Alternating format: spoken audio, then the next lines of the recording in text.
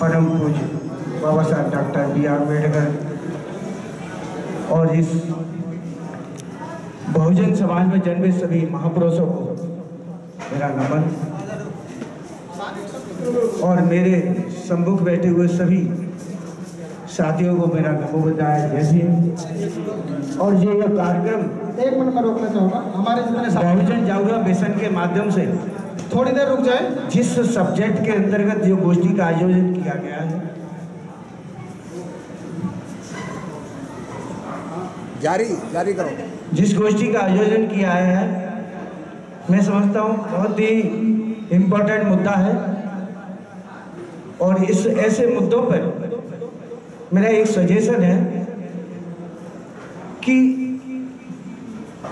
मान लो 100 लोग हैं यहाँ पे और बोलने वाले 10 हैं, बाकी 90 लोगों के विचार कहाँ गए? वो भी तो अपने विचार हैं उनके। कुछ लोग बोल सकते हैं और कुछ लोग लिख सकते हैं। तो मेरा अगली बार गोष्ठी हो तो मेरा एक सुझाव होगा कि अगली बार एक पेपर पे एक सब्जेक्ट लिखा जाए और उसके नीचे 4-5 लाइनें छोड़ी जाए, फिर एक मुद्दा लिखा जाए, 4-5 नीचे आखिरी में सजेशन हो, क्या कोई विशेष सुझाव है?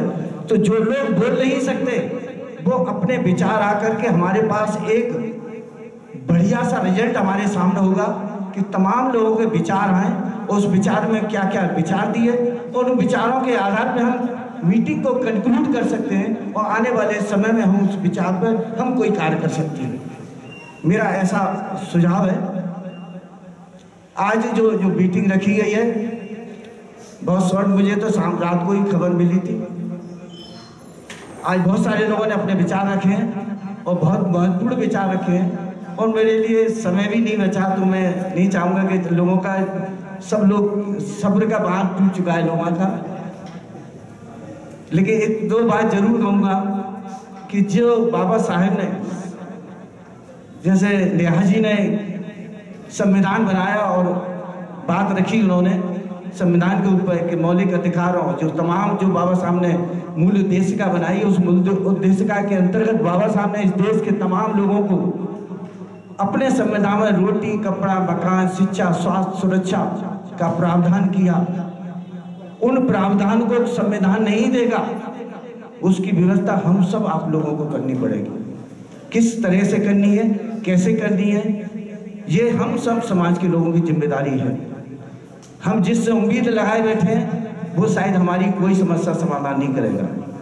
इसके लिए जिस तरह से हजारों वर्ष की मानसिकता के बाद आप देख लीजिए 700 वर्ष मुसलमानों ने शासन किया इस देश में, किसी भी व्यक्ति ने इस देश को आजाद करने की बात नहीं करी, क्योंकि उस व्यवस्था में वो लोग जो ब्राह्मण श्रवण था उसमें लिप्त था, उनसे मजे ले, उन्होंने उनसे खूब फायदा उठाया। लेकिन जब देश में 150-200 वर्ष अंग्रेजों ने शासन किया, उन्होंने सब शासन किया तो उन्होंने सारे एक्ट बनाए और कानून के दास से राज किया। इस राज्य से जब कानून के बनने लगे, इससे श्रमणों के अंदर तिलमिलाट हुई कि अगर ये कानून बना और इसमें पहले एक व्यक्ति ब्राह्मण को जब सजा मत हुई तो इनके अंदर भय पैदा हुआ और भय पैदा के बाद इन्होंने एक आंदोलन शुरू किया कि किसी तरह से देश को आज़ाद किया जाए। और आज़ादी के बाद एक अधूरा, लेकिन उसमें मैं जिस स्थिति में ये देश आज़ाद हुआ है, बाबा साहब ने इस आज़ादी में अपनी बात तीनों गोल मेरे कॉन्फ्रेंस के माध्यम से अंग्रेजों को कन्विंस किया। और इस देश को अगर बाबा साहब नहीं कन्विंस करते तो शायद आज़ादी नहीं मिलती। लेकिन बाबा साहब ने भारत को, दलितों की बात तो रखी, लेकिन भारत की तरफ से उन्होंने जो बात रखी उससे वो प्रभावित हुए और देश आज़ाद का उन्होंने अनाउंसमेंट किया। लेकिन आज़ादी के बाद जिस तरह से हमें बाबा साहब ने संविधान बनाया और हमें जो अधिकार दिए, उन अधिकारों के प्रति बाबा साहब ने जो वोट डालने का राइट दिया, यानी कि जो 1950 में संविधान लागू हुआ, 1949 में बाबा साहब ने अंगीकृत किया और 50 में लागू हुआ 26 जनवरी को। लेकिन लागू होने के बाद हम सब लोग अपनी जो स्वतंत्र का शब्द, आजादी का शब्द में इस तरह लिप्त हो गए हैं कि हम सब कुछ भूल गए, अपनी जिम्मेदारियों को भूल गए, सामाजिक जिम्मेदारी भूल गए। बाबा साहब अगर विदेश में नहीं पढ़े होते तो इस देश की महिलाएं कभी भी आजाद नहीं होती, क्योंकि बाबा साहब ने विदेश में जो शिक्षा ली और उस शिक्षा से उन्होंने वहां देखा जो यहाँ की जो व्यवस्था थी, महिलाओं को सिर्फ बच्चे पैदा करना और रोटी घर के अंदर रहना, इसके अलावा कोई अधिकार नहीं था। बाबा साहब जब विदेश में रहे तो उन्होंने समानता का देखा कि यहाँ महिलाएं बराबर हर काम कर रही हैं, हर नौकरी पेशा हर चीज में बराबर अधिकार है। तो उसको देख करके बाबा साहब ने हिंदू कोड बिल बनाया और उस हिंदू कोड बिल का बाबा साहब ने बनाने के बाद जब उसका विरोध किया तो बाद में वो जगजीराम के माध्यम से 4 बार में पास हुआ। लेकिन आज इस देश की आबादी में 50% महिलाएं भागीदारी है, 45% महिला हैं, लेकिन कितनी महिलाएं जागरूक हैं? मैं ऐसे समझता हूँ शायद ही 2-3% ही महिलाएं जागरूक हैं जो अपने अधिकारों को समझती हैं। अन्यथा सभी लोग जब बराबर का बाबा साहब ने अधिकार दे दी तो उनकी मानसिक स्थिति भी उतनी ही परिपक्व होनी चाहिए कि किसी में पुरुष से मैं कम नहीं हूँ। वो अधीनस्थ महिला के अधीनस्थ ना रहकर वो खुद अपने आप में जैसे कि मैं ही पुरुष हूँ। जिस तरह से आज महिलाएं पढ़े लिख करके नौकरी कर रही हैं तो वो अपने सेल्फ डिपेंड हो गई है।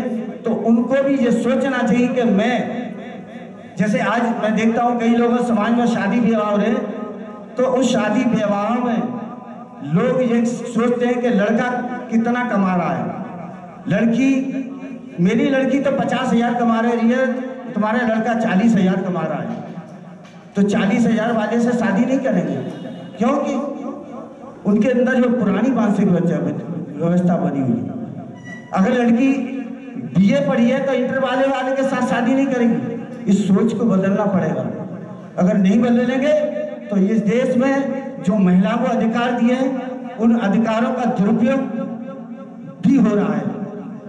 इसलिए सब महिलाओं को मैं समझता हूँ कि बाबा साहब ने जो समानता, स्वतंत्रता, बंधुत्व का रास्ता दिया है उसको अगर हम चलें और महिलाओं को कभी भी अपने आप को स्तर को नीचा नहीं समझना चाहिए, उनको बल्कि पुरुष से भी ज्यादा आगे बढ़ के आना चाहिए। और जब किसी पुरुष ने कभी ने किसी ने दबाव रखा है, मैं समझता हूँ कोई भी व्यक्ति अगर जितना धार्मिकता जो पहनप रही है हिंदूवादी, कोई घर का आदमी मैं करूँ पुरुष कभी नहीं करता होगा, क्योंकि महिला सबसे ज्यादा वो अंधविश्वास में घुसी हुई है। इसलिए इस बाबा साहब का जो मिशन अधूरा है वो इस धार्मिकता के कारण हो रहा है। और बाबा साहब का जो आज हमारे जो अधिकार छीन रहे हैं वो महिलाओं की वजह से ज्यादा जुड़े हैं कि जितने भी तीज त्योहार और जो भी आते हैं महिला का उसमें बहुत ज्यादा इन्वॉल्वमेंट होता है, इतना इन्वॉल्वमेंट है कि आदमी उसमें इतना व्यस्त, उसमें निराश हो जाता है कि वो कुछ नहीं करता। क्योंकि आज आप यहाँ तो आए लेकिन आपके घर में जाएंगे तो महिला ये कहेगी कि आप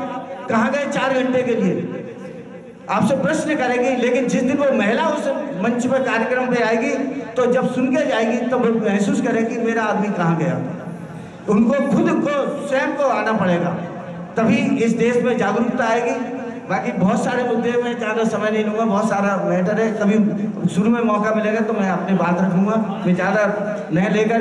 एक चीज़ जरूर कहूँगा कि जो बाबा साहब ने वोट डालने का राइट हमें दिया है, हम आज भी अपने वोट को, राइट को नहीं समझ पाए। जो प्रतिनिधि हम चुन के भेज रहे हैं उन चुने हुए प्रतिनिधि को हमारी जिम्मेदारी है, जैसे कि गौतम जी ने कहा है, कितने लोग हैं कि आज तक अपनी जिम्मेदारी प्रतिनिधि के प्रति लोग अपने अधिकारों के प्रति गए हैं कि मेरी ये समस्या है या जो भी पॉलिसी पार्लियामेंट बन रही है, क्या आप लोगों ने प्रतिनिधि चुन के भेजा है? क्या उस प्रतिनिधि ने आपकी बात को वहाँ पार्लियामेंट में रखा है?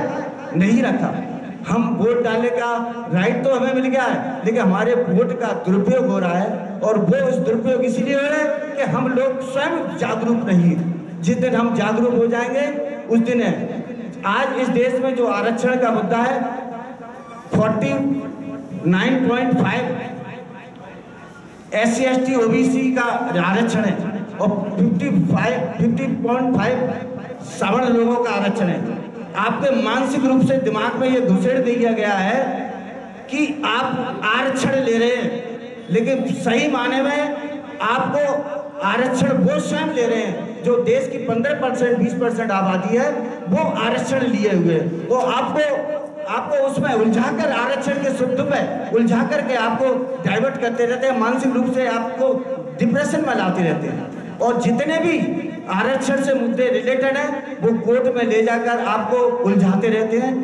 मैं समझता हूँ इस समाज में इतने भी संगठन हैं, अगर जितने भी मुद्दे हैं, अगर इनमें जो वर्गीकरण है या जो क्रिमिनल है, अगर कोई आदमी इन पे कितने लोगों ने शेड्यूल कास्ट के लोगों ने या इन पे जो PIL डाली है कि इनका वर्गीकरण या इनमें आरक्षण क्यों नहीं होना चाहिए, कितनी जातियां हैं उनमें भी तो जातियां हैं, उसमें क्यों नहीं वर्गीकरण होना चाहिए?